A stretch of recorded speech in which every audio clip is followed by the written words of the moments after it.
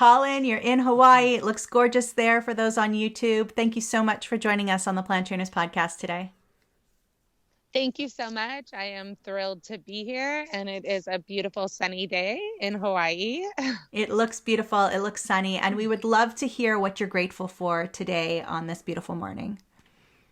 Oh, I wake up, I'm always grateful for life, but today it's funny. I had to go and buy a cup of coffee because I was out to make it at my house, and I literally kissed the to-go cup because I am so grateful for coffee. I just love it. Is there a special way that you like your coffee prepared? I always do it in a French press, and I add a little maple syrup or sugar, and I always do almond milk. And I like it to taste like coffee, like actually be coffee, not like, I don't like fragrant. I like it to be coffee and bold.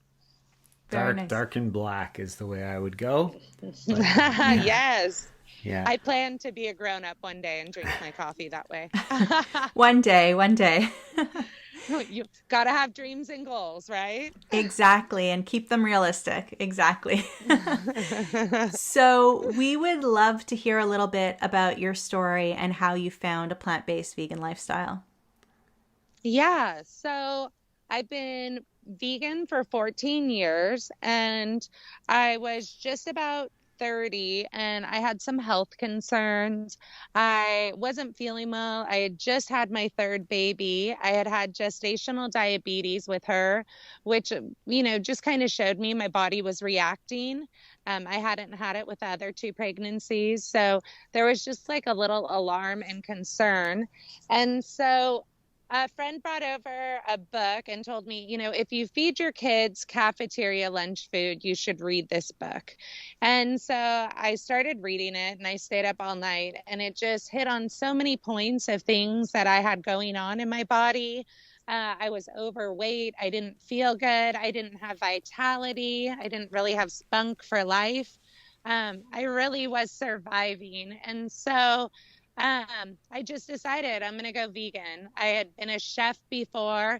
All of a sudden, I was opened up to all these ingredients. Like, it was a lifestyle that I just really gravitated to. I didn't really have issues with my transition because I kept having ahas in my health and in my weight and my skin and pretty much every process in my body. And so I just kind of became obsessed with plant foods and what they can do for the body, how to get people to eat more of them. And it really became my passion in life and really my purpose. And so that's how it all began, and it's continuing. So did the children join you on that journey right away? What was that progression like?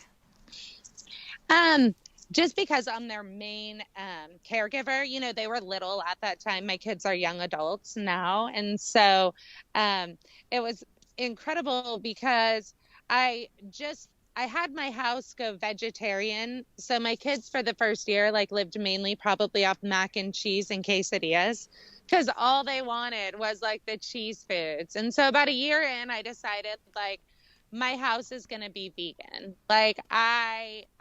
I'm so committed to this. I want it more for my kids than I do for myself.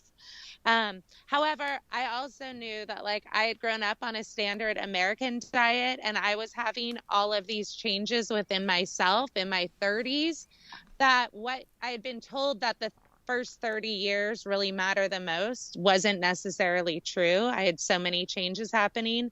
And so I really had to let go of my righteous vegan with my kids. My kids are extremely humbling to me in this respect, and really just try to learn how to get them to love those foods and hope that their comfort foods when they're older are healthy. When my kids are upset, I don't want them to want ice cream. I want them to want an acai bowl, right? Or oh my God, I want that vegan Caesar. And so my house turned to vegan, and as my kids got older, they had their own relationship with food, but I always kept my house vegan. And considering I pay for most everything, I would say they're about 90% there, and still to this day. That's great. Do they feel a difference when they're eating inside the house for a while and then they go out with their friends and eat what they want? Do they feel difference in their health? Yes. Yes. Yeah. My kids are really aware of the effect food has on your body. Even my son would call me from college and be like, oh, I need to do a vegan gluten-free cleanse. Like, I'm just not feeling good. And so they know. And that's like the most important thing to me. Do my kids feel in charge of their health and feel like they can change things with food alone? And I would say yes, absolutely. It's always interesting to me that when people are not feeling well, they want to go back and do that vegan gluten-free cleanse. But why Yeah. don't they just do it all the time if they know that they're going to feel good eating that way? Like, it's just the concept is mind-boggling to me. So it's mind-boggling to Preaching to him, the but it's not choir. mind-boggling to me To me, because we have different brains. You know what? It's funny because that's where I was like with him. I was like, you're preaching to the choir because literally, like, I went vegan and I didn't look back. And it's like, I want to say, 14 years better. I feel better than I did in my 20s, and I always say, like, vegan isn't the end all be all. It's not like you just switch to this and like everything's great. Like, you have to start to understand you're an evolving human. You have different needs. Are you supporting yourself? Like, me and my friend were just talking and we were talking about, like, when your body knows like something's kind of off, where it's giving you like those subtle hints, like, I don't feel that great, or you just have like more and more, you're not really in health but you're not out of health. And like, for me with being vegan, I have to switch what I eat all the time. Like, Beyond Burgers are super good. Like, I am a chef. I can make anything vegan. I had vegan enchiladas last night that were incredible. But if I'm not paying attention to what I eat and what my body needs to be supported, like, I'll go off health being vegan. And so for me, I know that I control it with the foods that I eat. And I always try to really stay in that middle zone. I try not to be too healthy now because at times I get neurotic and I'll be on cleanses forever. Or I keep thinking that there's like a healthier state. But at this point, I found like this really beautiful middle ground with it. And I know when I need to go left or right, either healthier or less healthy. And so I have a hard time understanding how you couldn't have that relationship with food or your body. But I also understand that, like, when you are eating the foods, like, your body craves more of them, even though you might not necessarily need them. So it's like that hard kind of place. And I work with tons of clients and people that tell me when they're eating my food, even if they are eating lasagna and burgers and everything of my food, that they feel way better. There's no denying it, but there's something in them where they just can't make the switch over. And, my life's work is really trying to understand that. And how can you get people to want to feel good all the time? Like, a lot of people aren't comfortable feeling good. They're not comfortable having a lot of energy. And so it's like that really hard middle point is, how do you get people there? There's definitely a scary thing about feeling okay, right? There's lots of people who walk through our door and we know they're not ready, right? They're here to ask the questions, but they're not ready to make the change. Luckily, our listeners are all here because they are plant-based, they are vegan, or they are on their journey and they're looking for those tools, that inspiration to keep going. They're okay knowing that maybe they made a mistake yesterday, but yesterday night was a great opportunity to just start back up again. So, you've got some really great listeners here and watchers here on YouTube who are ready to make that change. So you talked about the Caesar salad and the burger and the lasagna and stuff like that. So let's talk about taking regular standard American diet food and switching out some of those ingredients so that we can have plant-based or vegan options and maybe even health them up a little bit. So what are some of your go-tos when it comes to replacing? Like, for Caesar salad, do you start from scratch or do you take that Caesar salad recipe that already exists and just veganize it? Well, both. Like, I've been cooking vegan now for 14 years. I had a restaurant for 6.5 years. I have a cookbook. And so at this point, I pretty much can look at anything and I can just take it apart in my head and re-veganize it. I know what I would use. And there's all different levels of health and where you're at. Like, if you're someone that eats Subway sandwiches every day, or you are someone that eats like a standard American diet, like I say, stick to more of those foods in a vegan variation. And then when your body gets to the point that it's plateaued and you're not seeing changes, then we want to take a step further. So like I have evolving recipes, right? So like for a lasagna, right? I loved vegetarian lasagna. I loved Stouffer's vegetarian lasagna growing up. I'm one of 6 kids. Like, and so for me, replacing it when I start, like I do lasagna noodles.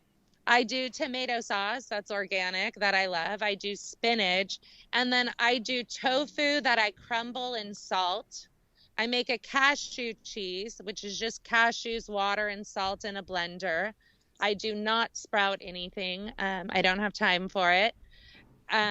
And I blend that, I pour it over the tofu, and then I stack it just like I would regular lasagna, right? You do tomato sauce, noodles, you're going to do tofu mixture, use spinach, repeat, repeat, repeat, right? But then if I plateau, I'm going to slowly change that recipe. Like I'm going to use brown rice noodles next time and do it exactly that way. And then the next time, instead of tofu, I'm going to do cauliflower, which is only 30 calories per cup if I'm trying to cut down on it. I'm going to use zucchini instead of noodles. So it's knowing where you're at and what you need to replace to get that mouthfeel, to get it to stick, right? Like if I give someone that was eating Stouffer's last night, my zucchini, cauliflower, cashew, like they're going to be like, vegan food's awful. But if I get them with, the glutinous soy stuffed lasagna and slowly work them there, their taste buds are going to change. They're going to evolve. And, they'll be craving that zucchini, butternut squash, cauliflower lasagna like I do, just like I did the Stouffer's when I was 16. Absolutely. I think that it makes a huge difference. And we've done the same with our kids over time is, you take the white rice and you add a quarter cup of brown rice. And then next time you make it, you add half a cup of brown rice and you make the ratios change over time. And, doing that with our own food and making that progress from the version you start with to the version you want to get with, but not making that huge jump because the taste buds just aren't ready. The textures aren't there. So you've got to teach your body to like it or teach your mouth to like it. Yeah, and like there's ones right now, like I would say anyone who's listening who has regular mayonnaise or regular butter in their fridge, throw it out and get veganize. I love the soy free, and Earth Balance. I love the soy free. The Milkademia makes an incredible butter. Mykonos makes an incredible, or Mykonos. But like those things, they're killing it right now with how incredible they are. But replacing that, and then, down the road, you'll get to the point where like you don't need veganize to make that ranch dressing and you're happy with doing it with mac nuts, a whole, base one. But we want to get you there. So like for me, ranch dressing, I do veganize. I thin it out with a little plant-based milk. I use almond milk for everything, salt, and then tons of dried dill until it tastes like that Hidden Valley that you love to have with your pizza. Have that with a vegan pizza. That's going to give you that mouthfeel and that creaminess. And so that's kind of my whole thing. And then, down the road, we're going to be doing it with just water, mac nuts, salt, and dill. But kind of getting people there. Sounds like a lot of work for the person who doesn't have that awareness of how food is making them feel. And a lot of people, I think, don't really find it so important to build an awareness around the food and make the connection to how they feel with the food that they're eating. So I love the idea of the progression, but someone who's listening might be thinking, oh my God, that sounds like so much work for me to now put that together. I just want it to be easy. I would say it's kind of natural. Like, at least for me, it was natural, right? And like, when I went 14 years ago, when I went vegan, there were not products, right? There was nothing. And so all of those things I had to make. And like, that's one of the things that I try to teach people to do. Like, I am a chef. I could make anything from scratch all the way down to like every single part of it. But I'm also a mom of 3. And like when I make chili, I'm not soaking my beans and waiting overnight or doing anything. I'm buying organic chili beans and baked beans and kidney beans, and I'm adding fresh tomatoes and cilantro to it. And so, there's that part of where food can become too complex, and that's more about recipes. But the body, it's kind of the same thing. Like, I pay zero attention to anything I do except for to how I feel. Like, everything I eat that is like amazing for my body, if I have too much of it, it becomes a trigger for some autoimmune in my body. So this is where people have to start understanding this for themselves. Like, nothing is completely bad. If you have an allergy, if you have celiac, yes, it's bad. But for the most part, like, if I replace, say, gluten with brown rice products, at some point I'm going to have the same issues I had with gluten with brown rice, because it's just an overabundance of that. So what I'm trying to explain is that I just go with the feeling. Like, sweet potatoes, I do super good on. My body loves them. I add them to salads. I eat them plain. I make them as toast. But at some point when my body gets enough from them, like, I'll eat sweet potatoes and all of a sudden I'm tired. And, after eating them a couple of times and I realize I'm tired, I'm just like, oh, my body doesn't need sweet potatoes. And I know it sounds complicated, but like, literally it's not science. It's just simple. Like, I ate something, did it make me feel good or bad? And like I said, it can take a few times to get there. Like, for me, maybe I had the sweet potato with avocado on it. And then the next time I had it in a salad, and the next time it was like part of dinner. It takes a few times for me to figure out what the culprit is. But, you definitely have to be on it and have this passion and want to know your body. But once you do, it's so simple. And I think that people just starting out are maybe saying, how do I become more aware of my body? How do I take that time? So what techniques do you use personally? Is it do you just, I mean, at this point, I'm sure you just know, but should they do a little bit of meditation after they eat? Should they keep a journal? Scale of 1 to 10, what would you recommend? When you don't know, first of all, like, when you're not connected with your body anyway, like, you don't have a connection with food, symptoms are like, it's very hard to kind of start to see it. And so for me, I tell people to write down what they eat, even if you're not someone that's good about keeping a journal every day, just writing down the normal foods you eat. And I say from there, you look at the things that you do consistently. Like, don't tell me you react to pea protein because you had a shake 2 times, but you put half and half in your coffee every single day and you're not looking to see if that's it. The things we do repetitively every single day matter so much more than something that like will shock your system for a minute. And so that's the thing. Do you do half and half every day? Do you add 2% milk to it? Do you have bacon and eggs every single morning? So that's really where I tell people to start and to switch those behaviors. Like, if you have a burger once a week, I'm not so worried about it as I'm worried about like the glass of chocolate milk you have every night, if that makes sense. Like, so that's kind of where I tell people to start. See what you're doing every day repetitively and see if you can change those small ones. Yeah, at the beginning you talked about your family being vegetarian in the home and then you transitioned to vegan about a year later.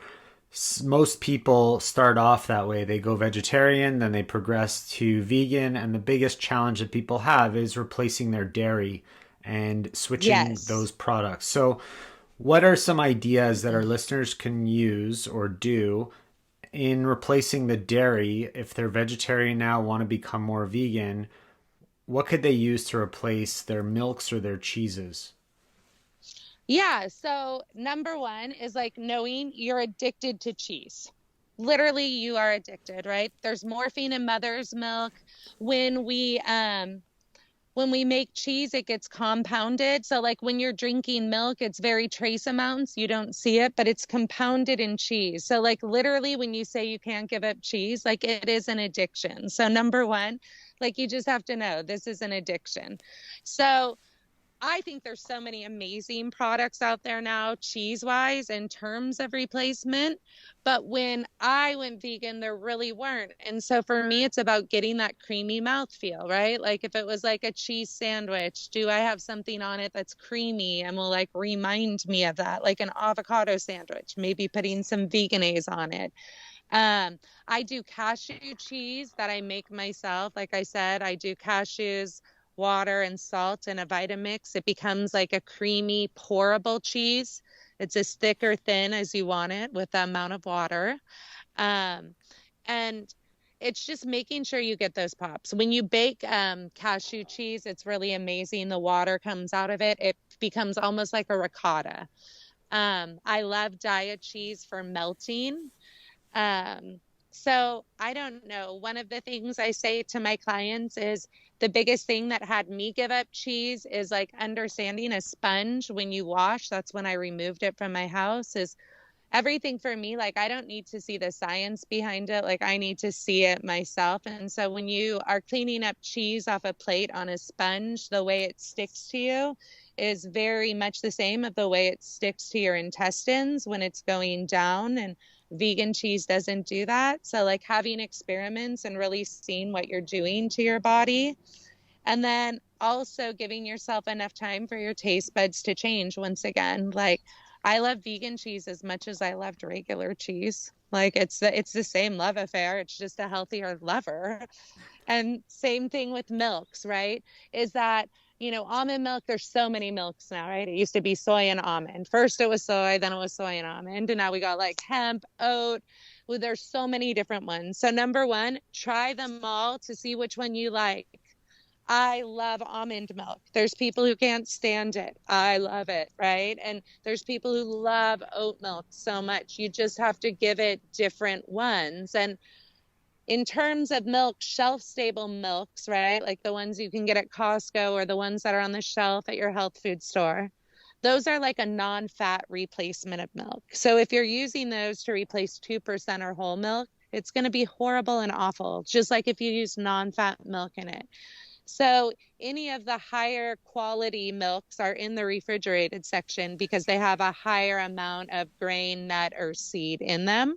So I always recommend that. Know what you're replacing, right? You want to make sure you're replacing it with something that's up to par with what you were replacing.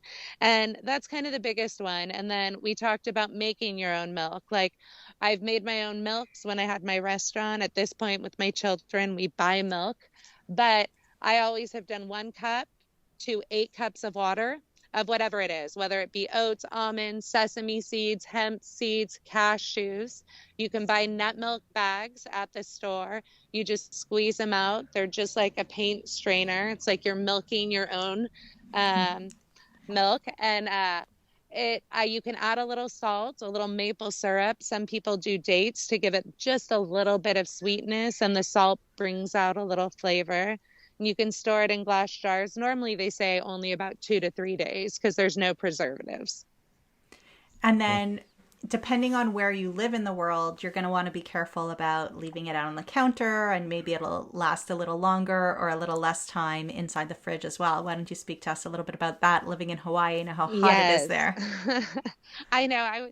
I was saying to you guys earlier, like everything ferments here. Like I don't sprout anything because if you leave it on the counter literally longer than 6 hours, like it smells horrible and it's fermenting. And so here, especially with fresh milks, they're going to separate. You want to get them into the fridge as soon as possible.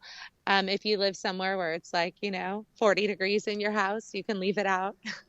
But you just want to get it in as much as possible. And because there aren't emulsifiers, although you could always add like a little oil in your high powered blender. But what's going to happen is the water and the nut milk are going to separate. So you always just want to shake it before you serve it. But that's totally normal. We just add in little scientific things that make it all stay together. Do you ever find that either store-bought milk or homemade milk, if you add it to hot coffee or hot soup, that it kind of curds? It definitely does. And that has to do with the emulsifiers and the different things. It's just a chemical reaction. Um, and so the store-bought ones won't do it. The barista ones definitely won't do it. And it just has to do with the amount of fat in it. So if that happens, I know like when you put cow's milk and lemon juice together, like that curds, and that's going to turn your stomach, and that you should never have. But if your nut milk's curd, is that dangerous? Like, do you need to throw it all out? No. Or? No, it should be fine. If it's that way in the container and it's like, you definitely probably want to throw it out. But if it's happening when it hits the thing, it's fine. It's not the most appetizing. And you can throw it in a blender. Yeah, you can throw it in a blender. Oh, that's It's just a chemical reaction. But it doesn't happen with the higher fat milk. So just get the refrigerated one and you won't have it as an issue. Great. Good. That tends to really only happen with the shelf-stable milks. Right. When you're doing it yourself. I used a soy milk once, like from the refrigerator, right into the Instant Pot. I guess it was too soon. And I looked at the soup and I just threw the whole thing out. Like, I didn't think about the blender, but I'd already seen it. So in my head, it was already a bad thing. Yeah. You eat with your eyes first. So, right? Definitely have to do that. That's a lot of and great. It is, Yeah, go. And that's the thing. Like, sky's the limit. Like, you can make anything vegan, and you can make it all different kinds of health, right? Depending on where you're at. Like yesterday, I made vegan churros, and I made them gluten-free, but we did fry them in oil. And they were absolutely delicious, and my tummy didn't hurt after. But like everything you want, there is a recipe for and a way to make it that I promise you would taste absolutely delicious. And I think if people become more aware to how certain foods make them feel, it's going to help them go through the progression that you talked about earlier. And so that's something to think about for our listeners. Yeah. And it's a lifestyle, right? Like, this is my whole life in terms of stuff. Like, I've been doing this for 14 years. I am still on my health journey.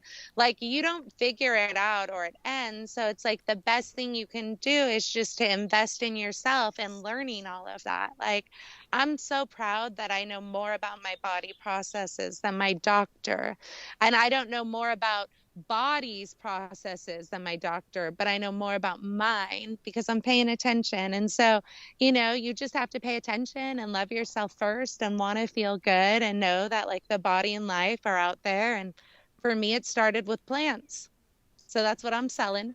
We're always learning, and it's always good to have new resources. Why don't you tell us a little bit about your book, Good Food Gratitude? Yeah, so the two things that changed my life were good food, all plant-based, all vegan, and gratitude. Gratitude for the simple things, gratitude for my body working, gratitude for just being able to change, And so it's a collection of 100 recipes. They're all vegan. There's lifestyle tips from Hawaii and things we do, but we go from juices to breakfast to appetizers, soups, salads, sauces, dinners, yums, and everything in between there. And so it's a really great snapshot of all varying health styles too of cooking, just for people who are trying to switch over and, miss some yummy foods. That sounds delicious. So we will link to that in our show notes at planttrainers.com. Where else would you like people to go to learn a little bit more about you and what you do? So on Instagram, I am at Hollan Hawaii, and my website is www.hollanhawaii.com. So Hollan Hawaii, those are the two places I'm most active, and it would be lovely to see any of your listeners there. Awesome. Thank you so much, Hollan, for joining us on the Plant Trainers podcast. We really appreciate you being here and all the tips that you shared with us today. Thank you so much. And thank you for having a platform where I can share. Amazing.